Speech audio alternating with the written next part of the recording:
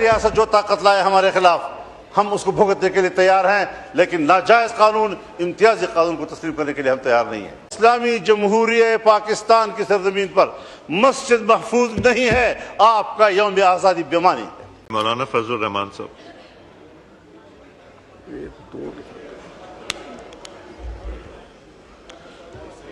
بسم اللہ الرحمن الرحیم، نحمدہ ونصلی علی رسولہ الکریم۔ جناب اسپیکر، یہ تو ماہر قوانین جانے کہ آج جو ترمیم لائی جا رہی ہے اس کی قانونی ضرورت کتنی ہے اور کتنی نہیں، یا ہے بھی اور نہیں، لیکن اس قسم کی جو قانون سازیاں ہیں جناب اسپیکر، اس کا ایک اپنا پس منظر بھی ہے، اس کی ماضی بھی ہے اور طویل ماضی ہے۔ دہشت گردی کے حوالے سے، دہشت گردی کے خلاف جنگ یہ صرف پاکستان میں نہیں، عالمی سطح پہ شروع ہوئی تھی، اور دہشت گردی کے خلاف جنگ کی قیادت امریکہ بہادر خود کر رہا تھا، اور پاکستان کی مشرف گورنمنٹ نے اس اتحاد کا حصہ ہونے کا فیصلہ کیا تھا، اور اس کے بعد دہشت گردی کے ساتھ ساتھ یہاں پر بدعنوانیوں کے خلاف، کرپشن کے خلاف نیب قوانین بنائے گئے۔ مجھے تعجب اس بات پر ہے کہ کبھی کسی قانون دان نے یا کبھی کسی پارلیمنٹیرین نے اس تمام تر تاریخ اور اس تمام تر ماضی میں، اس تمام تر قانونی چارہ-جوئیوں میں اس نقطے کو کبھی دیکھا ہے کہ ہم نے اس قانون سازی کے تحت پاکستان کے ہر فرد کو، پاکستان کے ہر شہری کو پیدائشی مجرم قرار دے دیا ہے۔ پاکستان کا ہر شہری اس وقت پاکستان میں مجرم ہے۔ حکومت اور ادارے جب چاہیں بغیر پوچھے کسی شخص کو بھی گرفتار کر سکتی ہیں، اور گرفتار کر لینے کے بعد پھر اس کو ثابت کرنا ہوگا کہ میں گناہ گار نہیں ہوں۔ یہ شریعت کے لحاظ سے کہاں ہے، یہ انسانیت کے لحاظ سے کہاں ہے؟ اس کا نشانہ صرف پاکستانی قوم کو کس طرح بنا دیا گیا ہے، اور پھر ہماری طرح کے کچھ کمزور ممالک، ترقی پذیر ممالک، ان کے کچھ حوالے بھی دیے جاتے ہیں کہ یہ قانون فلاں ملک میں ہے، غلط قانون کو بطور نظیر پیش نہیں کیا جا سکتا۔ آپ جانتے ہیں کہ کتنے ممالک ہیں دنیا میں کہ اسی طرح کی غلط قانون سازیوں اور عدالت کے غلط فیصلوں کے نتیجے میں ہمارے قانون اور ہمارے فیصلے بطور نظیر پیش نہیں کیے جا سکتے۔ ان عدالتوں نے بھی پابندی لگائی ہوئی ہے، ان پارلیمنٹوں نے بھی پابندی لگائی ہوئی ہے۔ ہم کہاں جا رہے ہیں؟ میں بتانا چاہتا ہوں، ایک شخص کو گرفتار کیا گیا خفیہ رپورٹ کی بنیاد پر، اپنے گاؤں سے 15-16 کلومیٹر دور، اور لگا دیا کہ جی اس کے گھر سے اسلحہ پکڑا گیا۔ بھائی تم گھر میں گئے نہیں ہو، تم نے 16 کلومیٹر دور اس کو پکڑا ہے، ایک دکان میں پکڑا ہے اس کو، گھر سے برآمد ہو گیا اسلحہ۔ اس طرح کی جھوٹ بولے جاتے ہیں۔ ہم نے وہ مثالیں بھی دیکھی ہیں کہ اے پی ایس حادثے سے 1 سال پہلے ایک نوجوان کو اٹھایا گیا، 1 سال پہلے اداروں کی کسٹڈی میں تھا، اور اس جرم کی پاداش میں ان کو پھانسی دی گئی اور لٹکا دیا گیا۔ کون سا انصاف ہے ہمارے اس ملک میں؟ کس انصاف کی آپ باتیں کر رہے ہیں؟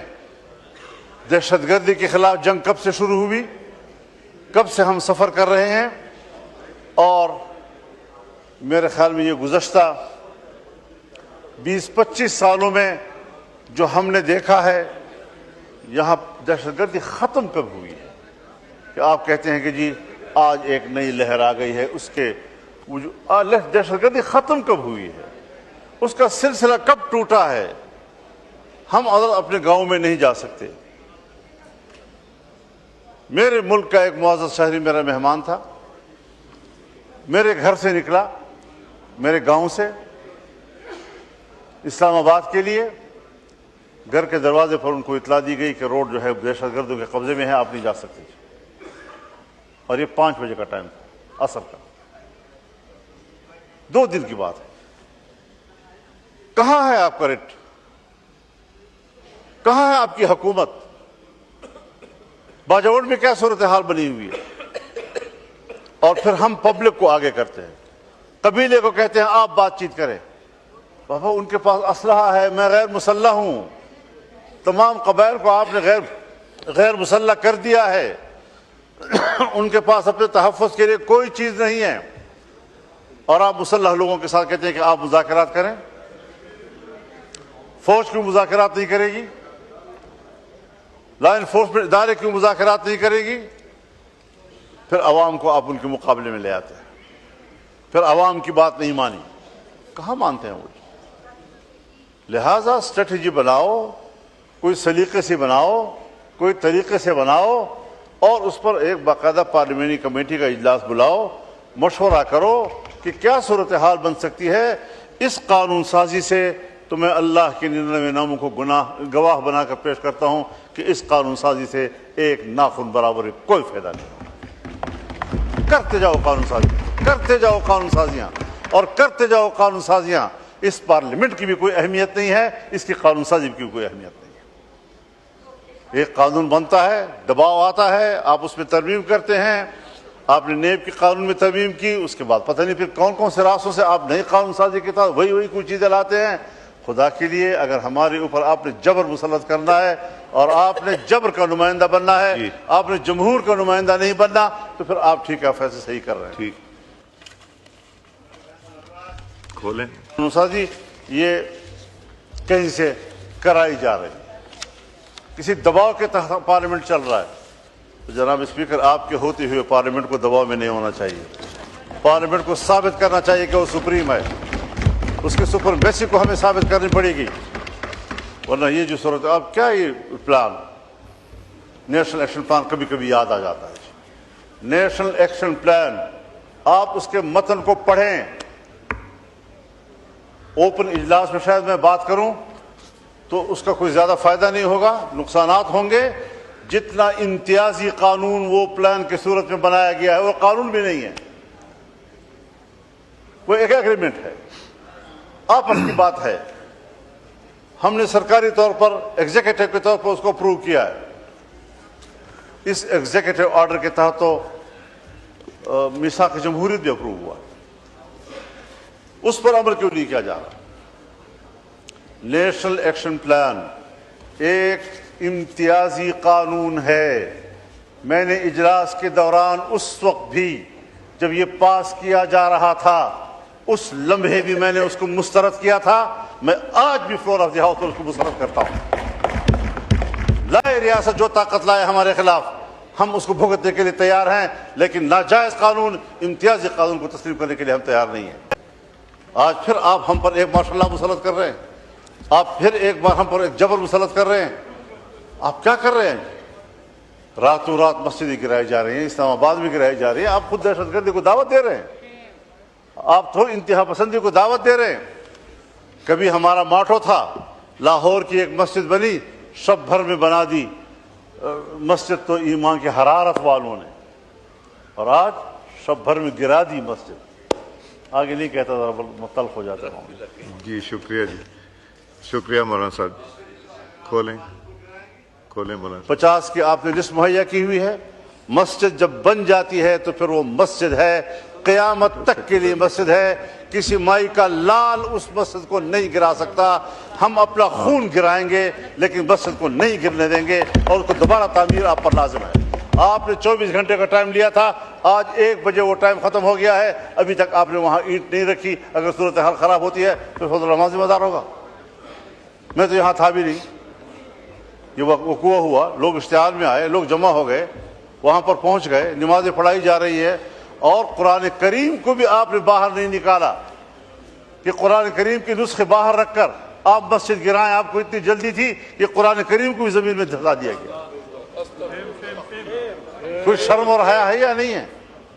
آپ قرآن کریم کو دفنائیں اور پھر اتنی جلدی میں وہاں پر درخت بھی کھڑے کر دیے۔ راتوں رات درخت بھی ایسے، یہاں کوئی مسجد تھی ہی نہیں. امینڈمنٹ پہ آ جائیں پلیز.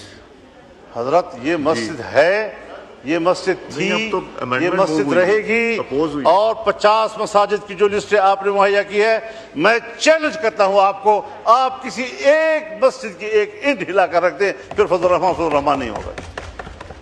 مذاق بنا رکھا ہے آپ لوگوں نے.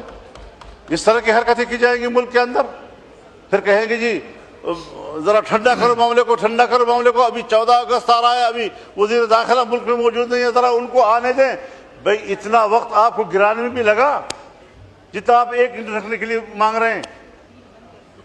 3 گھنٹے میں آپ نے مسجد گرا دی، ہموار کر دی، قرآن مجید دفن کرا دیے، درخت لگوا دیے تاکہ نام و نشان مسجد کا نہ رہے. اور اب وہ ایک اینٹ رکھنے کے لیے آپ کہتے ہیں وزیر داخلہ کو آنے دو، 14 اگست گزرنے دو.